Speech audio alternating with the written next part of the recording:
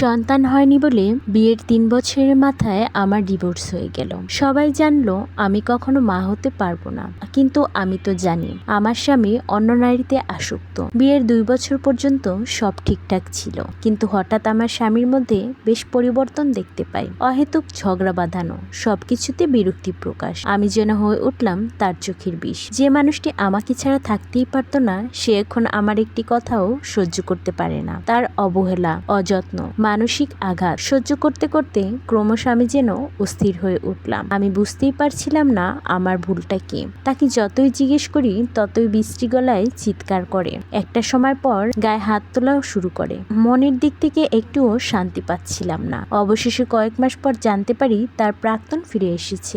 জগতের সবকিছু আমার কেমন এলোমেলো হয়ে গেল। আমি আমার স্বামী এবং তার প্রাক্তনের একসাথে তোলা ছবিগুলো যখন দেখলাম, তখন নিজেকে কেমন যেন জীবনে কখনো কোনো ছেলের সংস্পর্শে না আসা আমার কপালে এমন একজন জুটলো। আমার জন্য এটি ছিল পাহাড় সমান বোঝা।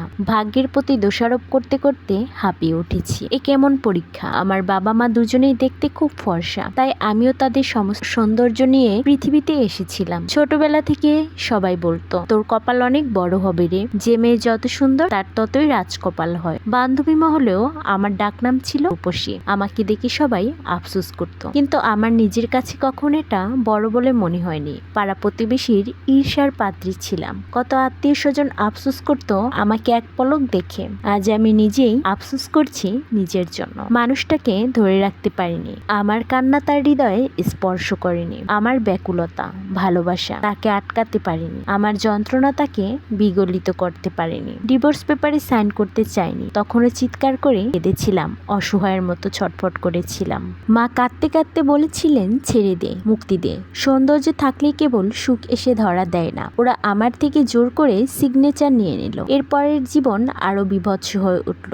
প্রথম মানুষ, প্রথম ভালোবাসা, প্রথম স্পর্শ, এগুলো ভুলে যাওয়া অসহনীয় যন্ত্রণাদায়ক। আমি সবখানে তাকে অনুভব করতে লাগলাম। একটু স্বস্তির ঘুম হয়নি কতদিন। ঘুমালে তার চেহারা ভেসে উঠত। তার সাথে কাটানো মুহূর্তগুলো বড্ড কষ্ট দিত। মানুষটা এখন আমার জন্য পরপুরুষ, কিন্তু তবুও যে তাকে ভুলতে পারছি না। নিজেকে ঘৃণা করতে শুরু করলাম। নিজেকে হীনজঘন্য মনে হতো। আমি যেন সবখানেই তার উপস্থিতি টের পাই। আয়নার সামনে দাঁড়ালে মনে হতো আমার দেহ কলুষতা লেপ্টে আছে। একদিন রাগে দুঃখে ঘৃণায় আয়নাটাকে ভেঙে দিলাম। ভাঙা কাচের টুকরোতে হাত দিয়ে তা বোলাতে লাগলাম সর্বাঙ্গে। আমি কিভাবে ভুলবো তাকে? সেবার হসপিটালে নেওয়ার পর বেঁচে গেলাম। এরপর একদিন গায়ে কেরোসিন ঢেলেও নিজেকে শেষ করতে চেয়েছিলাম, তখনও বেঁচে গেছি। আমি নিজেকে সহ্য করতে পারি না, মেনে নিতে পারি না। আমি তাকে চাই না, শুধু আমার আগের জীবন ফিরে পেতে চাই। তার স্মৃতিগুলো নিয়ে বাঁচতে পারবো না। নিজের হাতটি দেখলেও যেন তাকেই দেখতে পাই। নিজেকে ঘৃণা করতে করতে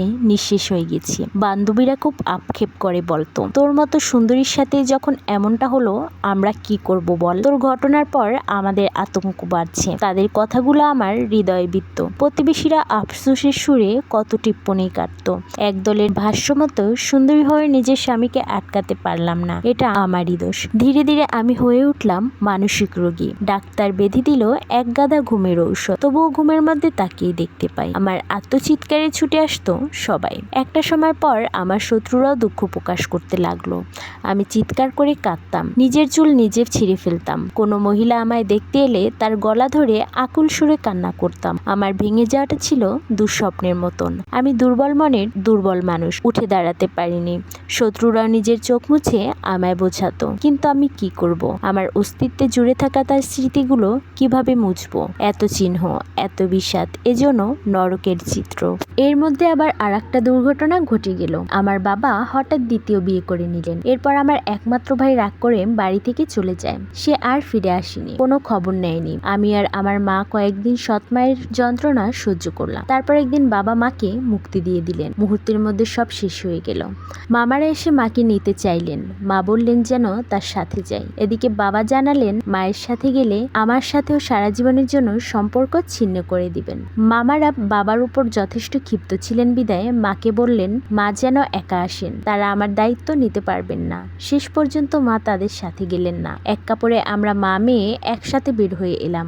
সবকিছু কেমন স্বপ্নের মতো মনে হচ্ছে। কে দেখে আজ বলবে আমাদের সুন্দর একটা পরিবার ছিল। আমরা দুটি ভাই বোন সহ বাবা মায়ের মিলে অনেক সুখী ছিলাম। মুহূর্তের মধ্যে সব ধ্বংস হয়ে গেল। এলো। মা আর আমার অবস্থা করুণ। আমরা কে কাকে সান্ত্বনা দেব? চেনা পরিচিত বাবার হঠাৎ অচেনা রূপ যেন মেনে নেওয়াটা ছিল আমার কাছে আরো কষ্টকর। মায়ের দিকে তাকিয়ে নিজেকে অনেকটা সামলে নিলাম। শুরু হলো আমাদের সংগ্রাম। শিক্ষকতা হয়ে উঠলো আমার পেশা। ভালোই ছিলাম, বাচ্চাদের সাথে দিনগুলো চমৎকার যাচ্ছিল। তবুও এ জীবনের শেষ কোথায়? বিয়ের প্রস্তাব এসেছিল বহুবার। এমন মানুষ যাদের হয়তো স্ত্রী মারা গেছে কিংবা ডিভোর্স হয়েছে এবং তারা নতুন কোনো সন্তান চায় না। আমিও রাজি ছিলাম, কিন্তু বিয়ে পর্যন্ত কথা গিয়ে আবার ভেঙে গেছে। কারণ আমি এখন দারিদ্র। লড়াইটা কেবল আমার এবং আমার মায়ের। আমাদের কেউ নেই, ছুঁয়ে নেই। প্রথমবারের মতো বুঝলাম মেয়েদের সৌন্দর্য থাকলেই শুধু সব হয় না, আর গরিবের সৌন্দর্য যেন আরো ধ্বংসের প্রতীক। সৌন্দর্যের পাশাপাশি বাবা ভাইও থাকতে হয়, তাদের টাকাও থাকতে হয়। দাঁতে দাঁত পিষে সহ্য করে গেলাম 4টা বছর। কেমন জানি হয়ে গিয়েছিলাম। জগতের কিছুই আমায় টানে না। অভিমানী মামাদের অভিনয় এক সময় ভাঙলো। আত্মীয়রা বিভিন্নভাবে সাহায্য করতে লাগলো, কিন্তু আমার মাথায় যেন মৃত্যু ছাড়া আর কিছুই ঘোরে না। এই ক্লান্ত জীবনের সমাপ্তি কোথায়? আমার যে দম বন্ধ হয়ে গেছে। পৃথিবীর কোলাহল আর ভালো লাগে না। মাকে ছেড়ে যাওয়ার কথা ভাবতেও কেমন স্বার্থপরের মতো লাগছে। তবুও আমাকে যেতে হবে, হাঁটতে হবে অনেক দূরের পথ। সমস্ত বিষণ্ণতা, আক্ষেপ এবং যন্ত্রণার অবসান ঘটিয়ে 25 বছর বয়সে গত বছর এই নারী মারা যান। খুব সাধারণ একটি মৃত্যু হয়েছিল ওনার মা পাথরের মতো স্থির হয়ে বসেছিলেন। জীবনে আর কখনো মুখ দেখবেন না বলা বাবাও এসেছিলেন। দরজার সামনে দাঁড়িয়ে ছিল ভাইটিও, কিন্তু ওনার মা তাদেরকে মুখটিও দেখতে দেয়নি। বাবা হয়ে ফিরে যেতে হয়েছিল দরজার সামনে থেকে। বাবা তার মেয়ের শেষ বিদায়টুকু দিতে পারেননি। অভিমানী ভাইটিও তার আদরের বোনকে বিদায় জানাতে পারেননি। সবাই অনুতপ্ত হয়েছিল, নিজেদেরকে অভিশপ্ত করেছিল, কিন্তু কোনো কিছুই যে আর বদলাবে না। ওনার মা এখন নিজের ভাইদের কাছে আছেন। তিনি নিজেও এখন মানসিক রোগী। চিৎকার করে কেঁদে উঠে মেয়ের কাছে চলে যাওয়ার প্রার্থনা করে। তার কান্নায় ভারী হয়ে ওঠে পৃথিবী। আত্মীয় স্বজন এবং প্রতিবেশীরাও নিজেদের চোখ মোছে।